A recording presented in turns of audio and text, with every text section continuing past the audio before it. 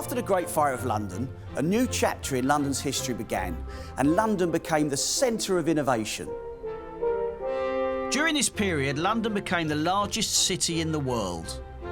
The free market allowed for huge economic growth and prosperity for some, and the number of merchants and entrepreneurs increased, as did the trade of money, stocks and shares. It should also be remembered that wealth was also generated through slavery. New forms of entertainment were to be found, such as pleasure gardens. In the 18th and 19th centuries, pleasure gardens began to open all over London as disposable incomes increased. They were places where people could come to stroll, drink tea and listen to concerts at the newly built bandstands. But despite rapid house building, London struggled with its population growth and the uneven distribution of wealth.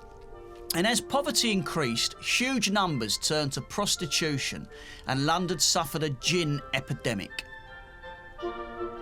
Towards the middle of the 1800s, construction increased as roads were widened and old buildings were replaced, and technological advancements such as gas lighting, iron water pipes and even a tunnel that was constructed under the Thames to aid crossing were introduced.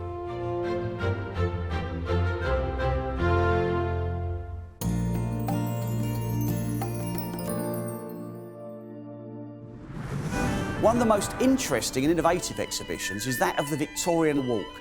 This really does bring Victorian London to life. The shop fronts, fixtures and fittings of the Victorian Walk are all original and come from buildings demolished in the 60s and 70s. The shops include a pub, a tobacconist's, a barber's, a chemist, a grocer's, a tailor's and a pawnbroker's. Pawnbrokers, referred to as uncle, were the poor person's bank.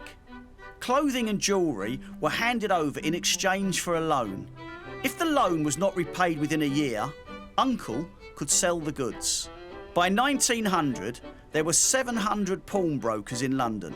Forfeited articles for sale in this window include Sunday best clothing, wedding gifts and ornaments. The barber's shop has original fittings from several shops, including Pottles in Upper Street, Islington.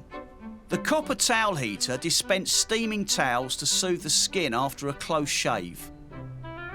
The shop fittings from the tobacconist are from Redford's in Clerkenwell. The wooden Highlander and Blackamoor figures advertise the sale of Scottish snuff and American tobacco.